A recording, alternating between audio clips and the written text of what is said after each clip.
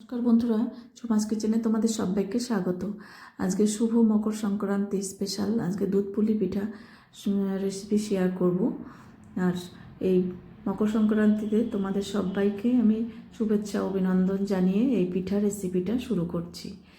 এবার দেখো কী কী উপকরণ আছে। একটা নারকেল নিয়েছি, কোরানো নারকেল, আর দুটো এখানে 1 কিলো দুধ নিয়েছি, আরও পরে দুধ দেবো। এই কাউ মিল্ক দুধটা নেবে, খুবই ভালো টেস্টি পিঠা হয়, খুবই ঘন দুধ। এবার দেখো এখানে বাটি মেপে 2 বাটি জল দিলাম কড়াইয়ে, আর দিলাম একটু নুন। এবার খুব ভালো করে জলটা ফুটে যাওয়ার পর আমি 2 বাটি চালের গুঁড়ো এটা জলের মধ্যে দিয়ে কাই করে নেব। দেখো বাটি মেপে দেবে, 2 বাটি জল 2 বাটি চালের গুঁড়ো, তাহলে দেখবে একদম পারফেক্ট হবে আর নরম তুলতুলে পিঠা হবে, মুখে দিলে একদম মিলিয়ে যাবে। দেখো খুব ভালো করে কিন্তু এই চালের গুঁড়োটা সেদ্ধ করতে হবে। এটা যদি জলটা যদি কম সেদ্ধ হয় তাহলে কিন্তু পিঠাগুলো শক্ত হবে দুধে দেওয়ার পর। আর এই জলটা যদি ভালো করে ফুটিয়ে নেওয়া যায় তাহলে দেখবে খুব নরম তুলতুলে একদম মোমের মতন পিঠা তৈরি হবে। এবার এটা গ্যাসটা কমিয়ে দিয়ে একদম ভালো করে এটা মিশিয়ে নিতে হবে।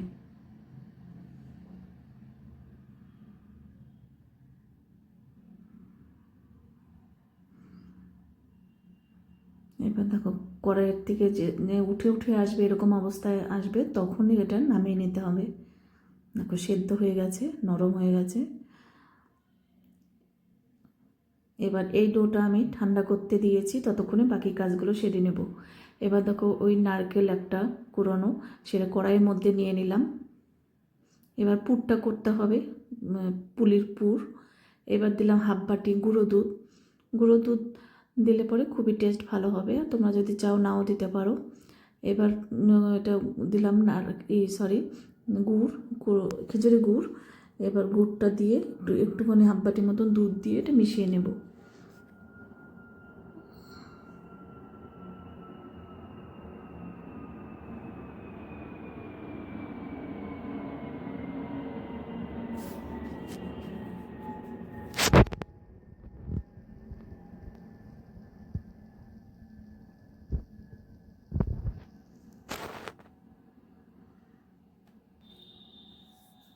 এবার এটা গ্যাসে বসিয়ে দিলাম।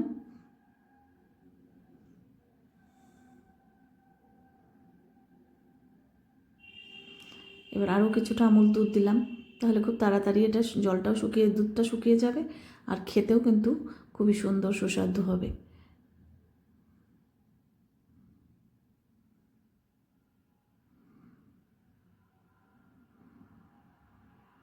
এবার দেখো পুরটা কিন্তু হয়ে গেছে, কালারও চেঞ্জ হয়ে গেছে। এবার নামিয়ে নেব।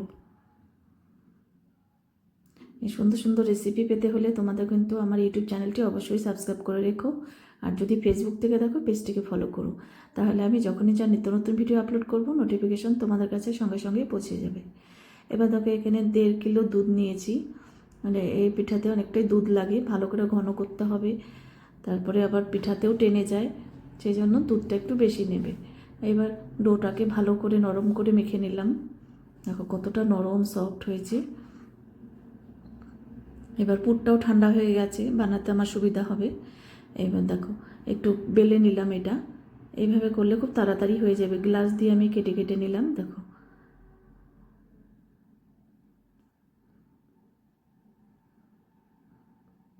এবার এই বাদবাকিগুলো কিন্তু পরে আমার কাজে লাগবে।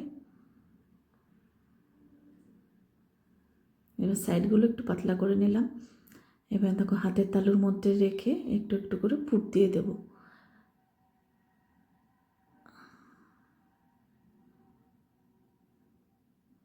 এবার এই মুখ দুটো আটকিয়ে দেব।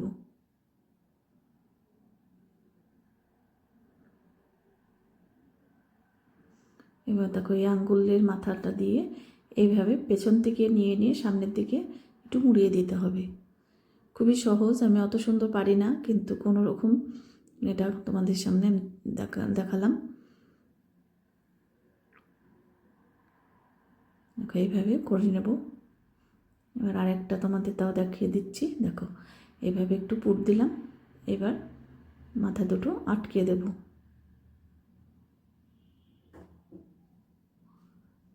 একটু ঠেসে দিতে হবে যাতে না বেরিয়ে যায় পুর। এবার এই আঙ্গুলের মাথাটা দিয়ে পেছন দিকে একটু টেনে টেনে এনে মুড়িয়ে দিতে হবে।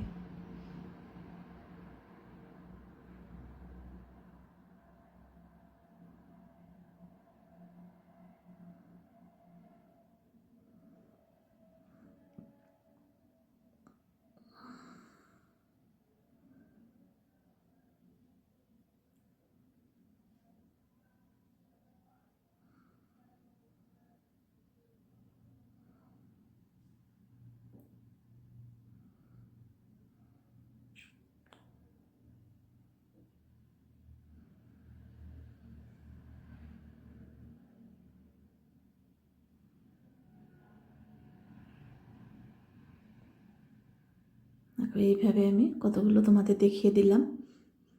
একটু ভিডিওটা একটু বড় হয়ে গেল, তোমরা একটু কষ্ট করে দেখে নিও। এবার ততক্ষণে দেখো দুধটা ঘন হয়েছে আর সর পড়তে শুরু করেছে, খুবই ঘন হয়ে গেছে। এবার হাফ বাটির মতন আমি মিষ্টিটা তোমরা যেরকম খাও দেবে। এবার খেজুরের গুড় আগে থেকে কেটে নিয়েছিলাম, সেটা দিয়ে দিলাম। এবার দুধটা যখন ফুটে আসবে তখন কিন্তু পিঠাগুলো দিতে হবে, না হলে কিন্তু ভেঙে যাবে। দুই একটা আমি চামচ দিয়ে করেছিলাম ডিজাইনটা। এবার ফুটানো দুধের মধ্যে দিয়ে 2-3 মিনিট ফুটিয়ে নেব।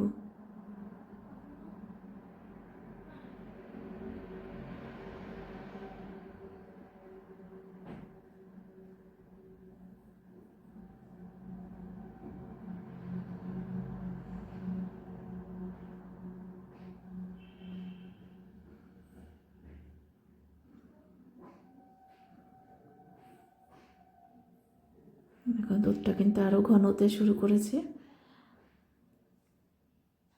তোমাদের কাছে এই দুধ পুলি পিঠা কীরকম লাগলো অবশ্যই জানিও।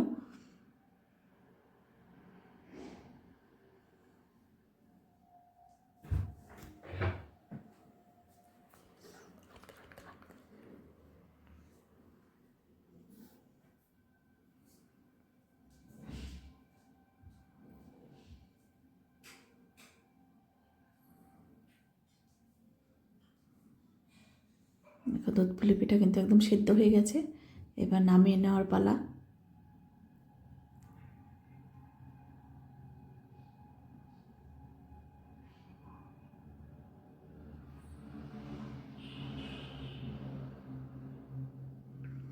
এবার একটা থালায় সার্ভ করে দিচ্ছি।